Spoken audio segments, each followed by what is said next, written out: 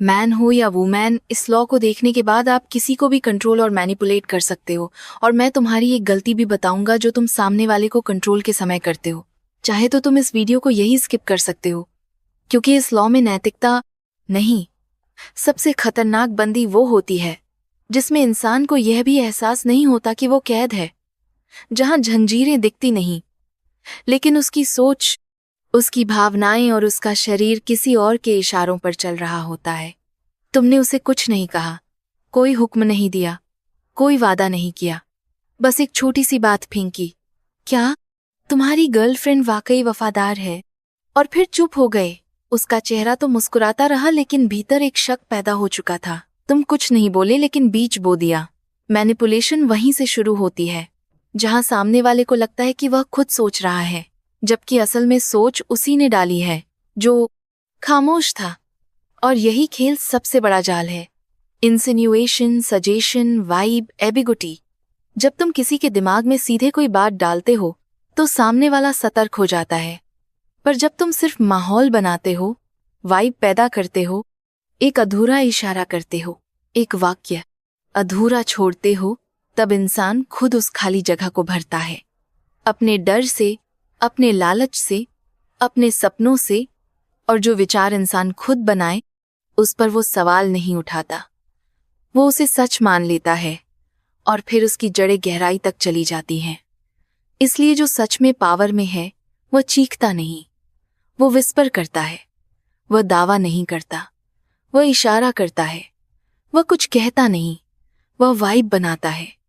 कभी एक मुस्कान जिसमें लापरवाही छुपी हो, कभी एक अधूरी बात जो पूरी सुनी ही नहीं गई, कभी एक नजर जो कुछ कहती है लेकिन कुछ भी नहीं कहती। यही वह पल होते हैं जब दिल उलझता है, दिमाग उलझता है, और आदमी खुद को समझ नहीं पाता कि वह किस ख्याल में जी रहा है, और तब वही ख्याल उसे चलाने लगता है। महिलाएं इसे सदियों से जानती हैं, जैसे मैडम डेटी जो कभी हाथ नहीं बढ़ाती, बल्कि तुम्हारा हाथ खुद ब खुद उसके हाथ की तरफ बढ़ने लगता है। वह एक कमरे का नाम कई बार लेती है, बिना बताए कि उसमें क्या है, और अंत में वही कमरा तुम्हारा सबसे बड़ा अपराध बन जाता है। तुम उसके जाल में नहीं फंसे, तुम तो खुद उस जाल की तरफ दौड़े थे, क्योंकि बीज उसने महीनों पहले बो दिया था। मर्द भी यही करते हैं। जैसे काउंट्स एंड जर्मन, वो कभी ये नहीं कहता कि वो अमर है या उसके पास फिलॉसफर स्टोन है। वो बस कहता है, अरे वो आदमी, उससे मेरी मुलाकात 40 साल पहले हुई थी। और फिर मुस्कुराता है। अब शक तुम्हारे दिमाग में पनपता है, क्या ये आदमी सच में अमर है? क्या उसके पास कोई रहस्य है? क्या मैं इससे कुछ पा सकता हूं? तुम्हें नहीं पता यह ख्याल किसने डाला, पर अब यह तुम्हारा बन चुका है और तुम उसके बन चुके हो। मैनिपुलेशन का असली जादू यही है कि कोई तुम्हें मजबूर नहीं करता, बल्कि तुम खुद उसकी तरफ खींचते हो। और सबसे गहरी गुलामी वही होती है जिसमें तुम खुद चलकर जाते हो। नेपोलियन ने अलेक्जेंडर से सीधे कोई गठबंधन की बात नहीं की, बस एक बार कहा, जोसेफीन से मुझे संतान नहीं हो सकती, और फिर खामोश हो गया। अलेक्जेंडर उस रात सो नहीं पाया, और कुछ हफ्तों में उसने खुद प्रस्ताव रखा, मैरिज, अलायंस और युद्ध संधि का। क्यों? क्योंकि विचार उसने सोचा नहीं था, वो सोच उसमें डाली गई थी, इसलिए उसे अपना लगा। और यही तो अल्टीमेट कंट्रोल है कि सामने वाला ये भी ना समझ पाए कि उसकी इच्छा असल में किसी और की साजिश थी। आज के दौर में लोग सीधे बोलते हैं, I love you, I want, I need you, लेकिन वो पुरानी सिडक्टिव ताकत तब पैदा होती है जब तुम कुछ नहीं कहते, सिर्फ देखते हो, मुस्कुराते हो और एक वाइब छोड़ते हो। तुमने किसी को नहीं छुआ, लेकिन उसका शरीर तुम्हारे इशारों में बहने लगता है। तुमने कोई वादा नहीं किया, लेकिन वो खुद को तुम्हारी जिम्मेदारी समझने लगती है। तुमने किसी को गुलाम नहीं बनाया, बस उसकी सोच को अपने पारिया कला हाथ में ले लिया। और याद रखो, जो इंसान तुम्हारे इशारे पर सोचता है, उससे बड़ा गुलाम कोई नहीं, क्योंकि अब उसके फैसले भी तुम्हारे होंगे और उसे लगेगा ये सब उसकी अपनी मर्जी है। तो चलिए शुरू करते हैं the art of seduction. Law solar. संगीत साल था 7770 का। कोई एक खास शाम पेरिस ओपेरा हाउस के गलियारों में एक नौजवान बेचैनी से किसी का इंतजार कर रहा था। अपनी प्रेमिका काउंटेस डीएम का। दोनों के बीच कुछ समय से अनबन चल रही थी और उस रात वह उम्मीद लेकर आया था कि शायद सब कुछ ठीक हो जाए, मगर काउंटेस अब तक अपने बॉक्स में नहीं आई थी। तभी एक बगल के बॉक्स से उनकी एक पुरानी दोस्त मैडम डीहो ने उसे देखा और मुस्कुराकर पुकारा, ओह, कितना अच्छा संयोग है कि तुम आज मिल गए। मेरे साथ एक जरूरी सफर पर चलना होगा। मुझे तुम्हारी कंपनी की सख्त जरूरत है। वो नौजवान मन काउंटेस से मिलने के लिए व्याकुल था, लेकिन मैडम की बातों में एक अजीब आकर्षण था और वह भी कुछ उदास लग रही थी। उसने झिझकते हुए हामी भर दी, इसके पहले कि वह पूछे कि जाना कहाँ है। मैडम ने उसका हाथ थामा और उसे अपने रथ तक ले आई और फिर रथ सर पर दौड़ पड़ा। रथ की खिड़की से बाहर झांकते हुए उसने पूछा, मैडम हम जा कहाँ रहे हैं? मैडम हंसी, फिर कुछ पल बाद बोली, मेरे पति के शैतो महल की ओर हम दोनों लंबे समय से अलग हैं, लेकिन अब सुलह का वक्त है। मगर वो आदमी कितना उबाऊ है, तो सोचा तुम्हारी जैसी जीवंत मौजूदगी माहौल को थोड़ा रंगीन कर देगी। नौजवान थोड़ा उलझ गया। मैडम एक प्रतिष्ठित महिला थी, उम्र में बड़ी और आमतौर पर बेहद औपचारिक, लेकिन यह कहानी कुछ अधूरी सी लग रही थी। रास्ते में मैडम ने कहा, देखो बाहर की जमीनें कितनी सुंदर लग रही हैं, जरा झुको और देखो। वह जैसे ही झुका, रथ जोर से झटका खाया और अचानक मैडम ने उसका हाथ थाम लिया और पल भर में वह उसके आगोश में आ गई। कुछ सेकंड तक वह वहीं रही, फिर खुद को संभाल कर पीछे हट गई। एक अजीब सी चुप्पी के बाद उन्होंने कहा, क्या तुम मुझे मेरे इस व्यवहार के लिए शर्मिंदा करना चाहते हो? वह जल्दी से बोला, नहीं मैडम, ये तो एक दुर्घटना थी, मैं संयम रखूंगा। मगर हकीकत ये थी कि उस एक पल ने उसके भीतर कुछ बदल दिया था। महल पहुंचने पर मैडम के पति ने उनका स्वागत किया। नौजवान ने इमारत की तारीफ की। तभी मैडम बोली, अभी तो तुमने कुछ देखा ही नहीं, मैं तुम्हें मेरे पति के कमरे तक ले चलती हूँ। वह कुछ पूछ पाता, इससे पहले ही बात किसी और दिशा में मोड़ दी गई। रात के खाने के बाद पति महोदय विदा ले चुके थे। अब वह दोनों अकेले थे। बगीचे में टहलना चाहोगे? मैडम ने पूछा। रात सुहानी थी। चलते हुए उन्होंने अपना हाथ उसके हाथ में डाल दिया। मुझे तुमसे कोई डर नहीं, उन्होंने मुस्कुराते हुए कहा, क्योंकि मैं जानती हूं कि तुम मेरी अच्छी दोस्त काउंटेस से कितने जुड़े हो। बातों बातों में उन्होंने धीरे से काउंटेस का जिक्र छेड़ा। क्या वह तुम्हें सच में खुश रखती है? मुझे तो डर है कि वह तुम्हारी भावनाओं के साथ खेल रही है। और फिर एक तरह से ऐसा महसूस होने लगा मानो मैडम धीरे धीरे यह साबित करना चाह रही थी कि काउंटेस शायद वफादार नहीं रही। फिर उन्होंने साय किया और बोली, शायद मुझे यह सब नहीं कहना चाहिए था, माफ करना। इसके बाद उन्होंने अचानक एक पुराने पवेलियन का जिक्र छेड़ा। ये एक जगह है, बहुत सी मीठी यादों से भरी हुई। अफसोस की बात यह है कि वह बंद पड़ी है। मेरे पास उसकी चाबी नहीं है, लेकिन संयोग देखिए, जब वह वहां पहुंचे दरवाजा खुला हुआ मिला। अंदर अंधेरा था, लेकिन हवा में कुछ और था, जैसे वक्त खुद वहां रुक गया हो। वह दोनों अंदर गए, एक पुरानी सोफा सी चीज पर बैठे और अगले ही पल उस नौजवान ने मैडम को बाहों में भर लिया। वो पहले थोड़ा पीछे हटती हैं, लेकिन फिर मान जाती है। कुछ देर बाद जैसे उन्हें होश आता है, हमें अब वापस चलना चाहिए, शायद तुमने थोड़ी हद पार कर दी है, खुद को संभालो। यह कहानी कोई साधारण रात नहीं थी, यह थी उस कला की मिसाल जब चाहत को सीधे नहीं जताया जाता, बल्कि उसकी लहरें धीरे धीरे किसी के दिल की जमीन में उतरती हैं, इशारों के जरिए धीमे जहर की तरह। जैसे ही वो दोनों बाग से वापस महल की ओर लौटने लगे, मैडम ने एक अजीब मुस्कान के साथ कहा, क्या ही लाजवाब रात थी हमारी। क्या वह उस पवेलियन में हुई बात का जिक्र कर रही थी? उसके चेहरे की गहराई टटोलते हुए उन्होंने एक और रहस्य से भरा वाक्य फेंका, चाटों में एक और भी मोहक कमरा है, लेकिन अब मैं तुम्हें कुछ नहीं दिखा सकती। उनके लहजे में हल्की सी झिड़की छुपी, मानो कह रही हो कि उसने हदें पार कर दी थी। यह वही कमरा था, मॉन्सूर का अपार्टमेंट, जिसका जिक्र वह कई बार पहले भी कर चुकी थी। नौजवान के हन में अब उस कमरे को देखने की तड़प थी। वह जानना चाहता था कि आखिर वहां ऐसा क्या है। उसने विनती की, कृपया मुझे दिखाइए। मैडम ने आंखें चौड़ी की और धीमे से कहा, अगर तुमने वादा किया कि तुम शराफत से रहोगे। महल के अंधेरे गलियारों से होते हुए उन्होंने उसे उस कमरे में पहुंचाया और जैसे ही दरवाजा खुला उसकी सांसें थम गई।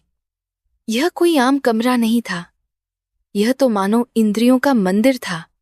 दीवारों पर बड़े बड़े आईनों की सजावट, चित्रों में जंगल के छलावे जैसे असली पेड़ों की छांव हो, एक गहरा रहस्यमयी गुफा जैसा कोना और वहां फूलों से सजी हुई कामदेव की मूर्ति जो खामोशी से उनकी तरफ देख रही थी। वो कमरा किसी कल्पना से कम नहीं था और उस माहौल ने नौजवान के भीतर दबी इच्छाओं को फिर से जगा दिया। उसने वहीं से शुरुआत की जहां पवेलियन में अधूरी रह गई थी। वो पल, वो स्पर्श, वो सरसराती खामोशियां सब मिलकर वक्त को बांधने लगे। अगर एक नौकर अचानक भागता हुआ ना आता और यह ना कहता कि सवेरा हो गया है और मंसूर उठने ही वाले हैं, तो शायद वह वहीं सब कुछ भूल जाता।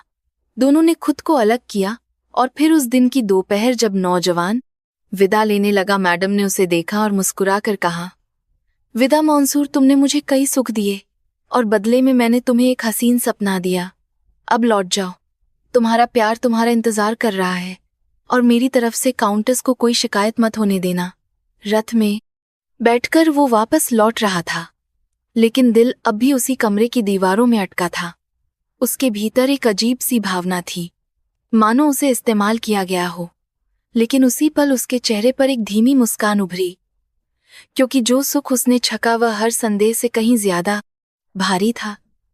कभी कभी सबसे गहरा प्रलोभन वो होता है जो दिखता नहीं, बस धीरे से हमारे भीतर उतर जाता है, एक खूबसूरत धोखे की तरह। मैडम डीटी कोई साधारण महिला नहीं थी। वो थी नो टोमोरो नाम की एक 18वीं सदी की लिबर्टीन कहानी की खलनायिका जिसे विवाहदन ने लिखा था। और उस कहानी का नौजवान नायक जो खुद उस कहानी का नैरेटर है, असल में उस जाल का शिकार बनता है जिसे मैडम बेहद बारीकी और कला के साथ बुनती है।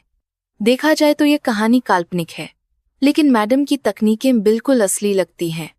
वो तकनीकें जिनसे उस युग के कुशल प्रेम खिलाड़ियों ने न केवल दूसरों को मोहा, बल्कि उन्हें यह भी यकीन दिलाया कि जो हुआ वही तो वह खुद चाहते थे। और इन सब का सबसे खतरनाक हथियार था इंसिनिएशन, यानी मन में विचारों का बीज बो देना, बिना कहे बिना जोर डाले धीरे चुपचाप गहराई से। कौन था असली शिकारी? कहानी में ऐसा प्रतीत होता है कि शारीरिक संपर्क की शुरुआत उस नौजवान ने की थी। वह मानो आगे बढ़ा, लालायत हुआ और सीमा लालांग बैठा, लेकिन असल में सब कुछ मैडम ने तय किया था। गाड़ी में पास आने का न्योता देना, जानबूझ कर गिरना और फिर चौंक कर खुद को अलग कर लेना। काउंटर्स के बारे में पहले संदेह और फिर खेद जताना। रहस्यमयी कमरे का जिक्र कर उसे कल्पनाओं की आग में झोंक देना। यह सब कुछ धीरे धीरे उसके मन में भावनाओं का तूफान भरने के लिए था। उसका दिल दोष, भावना, भ्रम और तीव्र आकर्षण से भर चुका था।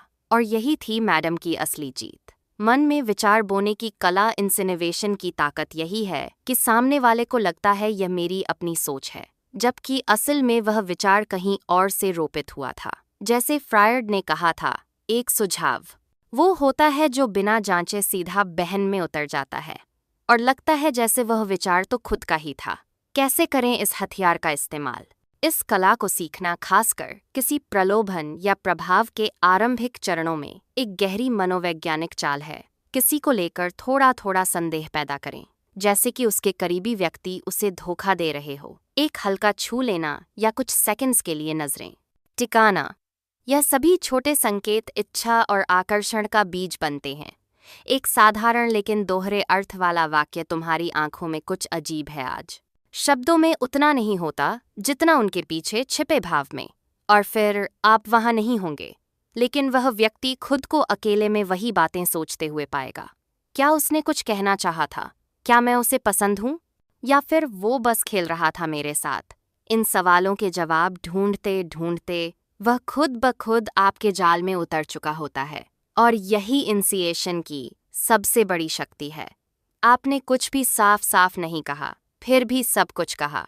मैडम डी टिक की कहानी हमें सिखाती है कि कभी कभी सबसे खतरनाक हथियार वो होते हैं जो दिखाई नहीं देते। आप किसी को मजबूर नहीं करते, आप उन्हें सोचने पर मजबूर कर देते हैं। और जब सामने वाला यह मान ले कि यह सब मेरी अपनी मर्जी से हुआ, तो समझिए आपने सच्चे मायनों में उसे जीत लिया है। वो बातें जो कहीं नहीं जाती लेकिन फिर भी सुन ली जाती हैं। जिंदगी में कोई ऐसा नहीं है जो दूसरों को किसी ना किसी बात के लिए मनाने की कोशिश ना करता हो, लेकिन अगर आप सीधे जाकर कह दें कि आपको क्या चाहिए, तो हाँ, आपको शायद आत्मसंतोष जरूर मिलेगा। मगर सामने वाला शायद ही मानेगा। क्यों? क्योंकि हर इंसान के मन में पहले से जड़े हजारों विचार होते हैं जो उसकी परवरिश, अनुभव और आदतों से पत्थर की तरह कठोर हो चुके होते हैं। आपके शब्द उन विचारों से टकराते हैं और अक्सर वहीं ढह जाते हैं। फिर ऊपर से लोग इस बात से चिढ़ जाते हैं कि आप उन्हें समझाने की कोशिश कर रहे हैं, जैसे आप बेहतर जानते हैं और वह नहीं। लेकिन अब जरा सोचिए क्या हो अगर आप सीधा कुछ कहे ही नहीं, बल्कि किसी हल्की सी बात, किसी आम मुलाकात या किसी सामान्य से मजाक में एक छोटा सा इशारा छोड़ दे। एक ऐसी बात जो उनके मन में धीरे से चुभे, जिसका कोई साफ रूप ना हो, मगर जो सीधे उनके अवचेतन में उतर हुए अवदाद बढ़ा जाए। यही है इंसिनुएशन, वो कला जिससे आप किसी के भीतर इच्छा, असुरक्षा या अधूरी ख्वाहिश की हल्की सी चिंगारी भरते हैं और फिर चुपचाप वहां से हट जाते हैं। वो चिंगारी वक्त के साथ धीरे धीरे जलती है, फैलती है और एक दिन सामने वाले को लगता है ये तो मेरी अपनी सोच है। असल में वो बीज आपने ही बोया था। सेंट जर्मन की रहस्यमयी ताकत। कभी 18वीं सदी के फ्रांस के दरबार में एक अजनबी आया। नाम बताया गया। काउंट सेंट जर्मन कोई नहीं जानता था। वो कौन है, कहां से आया है, उसकी उम्र का कोई अंदाजा नहीं लगा पाया। बोलचाल में एक अलग सा लहजा था, चेहरा जवान पर बातें ऐसी जैसे सदियों देखी हो। उसका पहनावा अलमारी नहीं एक खजाना था। हीरे, जवाहरात, चमकती अंगुलियां, दमकते जूते। वो भी जो वायलिन बजाता था, चित्रकार की तरह चित्र बनाता था। लेकिन उसकी सबसे खतरनाक कला थी उसकी बातचीत। वो कभी नहीं कहता था कि उसके पास फिलोसोफर स्टोन है जो किसी भी धातु को सोने में बदल दे, या कि उसने जीवन का अमृत पी लिया है। नहीं, वो बस इशारा करता था। कभी बातचीत में एक शब्द छोड़ देता, कभी किसी पुराने राजा या मर चुके व्यक्ति को ऐसे याद करता जैसे वो उसका परिचित हो। अगर ऐसा होता तो वो 80 साल का होता, पर वो तो 40 जैसा दिखता था। लोग सोचने पर मजबूर हो जाते, क्या वाकई उसके पास जीवन का अमृत है? क्या वो सच में अमर है? वो कुछ नहीं कहता था, फिर भी सब कुछ कह चुका होता था। अगर सेंट जर्मन ये दावा करता कि मेरे पास जीवन का अमृत है, तो लोग उसे धोखेबाज समझकर दरबार से बाहर निकाल देते। लेकिन उसने इंसिनेशन का इस्तेमाल किया। संकेतों, अनकहे शब्दों और रहस्य के माध्यम से उसने लोगों के अंदर ख्वाहिशें पैदा की। उनकी कल्पनाओं को ऐसा मोड़ा कि लोग खुद उसके बारे में वही सोचने लगे जो वह चाहता था कि वे सोचे। वह जो शब्दों से नहीं बल्कि भावनाओं के नीचे बहती है। इंसिनेशन एक ऐसी भाषा है जो सीधे अवचेतन से संवाद करती है। एक ऐसी कला जिसे हर कामयाब सेलेक्टर और प्रभाव डालने वाले को सीखनी ही होगी, क्योंकि सामने वाला ना तो प्रतिरोध करेगा, ना ही आपको रोक पाएगा अगर उसे समझ ही ना आए कि आपने किया क्या है। संगीत किसी को कंट्रोल करने के लिए उसके हाथ पकड़ने की जरूरत नहीं।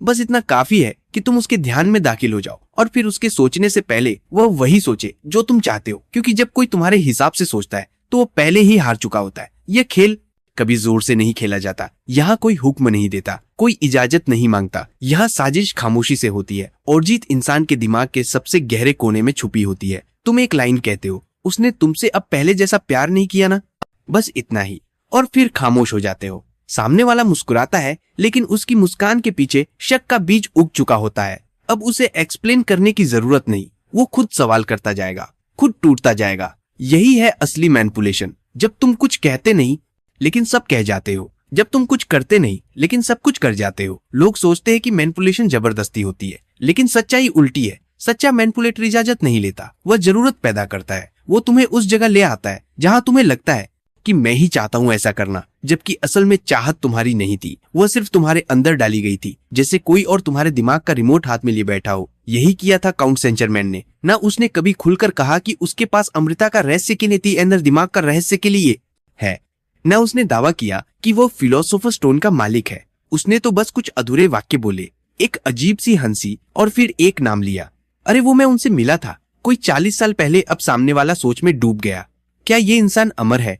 क्या इसके पास वो सब कुछ है जो मैं चाहता हूँ? काऊ ने कुछ नहीं कहा, लेकिन सब कुछ कह दिया। और यही तो जादू है, जब आदमी खुद अपने दिमाग का शिकार बन जाए। अब जरा सोचो, अगर तुम किसी और के बारे में सोचने लगो, उसकी नजरें तुम्हें पीछा करती लगे, उसकी खामोशी में तुम्हें अपना नाम सुनाई दे, तो तुम क्या करोगे? तुम लड़ोगे? नहीं, तुम सरेंडर कर दोगे, क्योंकि तुम नहीं समझ पाओगे कि ये अट्रैक्शन है या हिप्नोसिस, लव है या कंट्रोल, फैंटेसी है या जाल। और जब तक तुम समझ पाते हो, तब तक तुम उसकी दुनिया में दाखिल हो चुके होते हो, उसके फ्रेम में कैद, उसके इशारे पर जिए जा रहे होते हो। इंसिनेशन यानी धीमा जर धीरे धीरे दिल में उतरता है। तुम्हें लगता है तुम सेफ हो, लेकिन तुम्हारी सोच अब तुम्हारी नहीं रही। सजेशन, एक मासूम सा आइडिया, एक लाइन, एक पॉज, और उस पॉज में घुलती है तुम्हारी इनसिक्योरिटी, तुम्हारी चाहते, तुम्हारा डर, एबिगुटी यानी अधूरापन। जवाब नहीं मिलते और इंसान उन्हीं अधूरे सवालों में उलझा रह जाता है। और फिर उस उलझन में तुम खुद को किसी और के पैटर्न में मोल्ड कर लेते हो। नेपोलियन ने यही किया था। वो अलेक्जेंडर से कभी सीधा कुछ नहीं बोला, बस एक प्ले दिखाया जिसमें ऑनर, एम्पायर और लेक्सी की बातें थी, और उसी बैकड्रॉप में उसने कैजुअली कहा, काश मेरे भी बच्चे होते। और फिर साइलेंस। अब अलेक्जेंडर की सोच नेपोलियन की बन गई। उसने खुद ट्रीटी का प्रस्ताव दिया, खुद अलायंस की बात की, और नेपोलियन मुस्कुराता रहा, क्योंकि यही अल्टीमेट कंट्रोल है कि कोई खुद तुम्हारे पास आए, तुमसे बात करे, तुमसे जवाब मांगे, जबकि असल में तुमने तो सिर्फ बीज डाला था, तुमने तो बस मौसम बनाया था, और अब वो खुद ही खिलने लगा है। और यही आखिरी मंत्र है जो तुम्हें कंट्रोल देता है लोगों पर। बिना चिल्लाए, बिना डराए, बिना हाथ उठाए, तुम बस सोच को मोल्ड करते हो, रियलिटी को बेंड करते हो, ताकि जब वो सामने वाला तुम्हें देखे तो वो ये ना कहे कि तुमने मुझे बदला, बल्कि वह कहे मैं तो पहले से ही ऐसा था। और तब तुम जीत जाते हो, क्योंकि अब उसने अपनी आइडेंटिटी भी तुम्हें दे दी है। क्यों? क्योंकि उसे नहीं पता चला कि जो वह सोच रहा है वो उसकी सोच नहीं थी,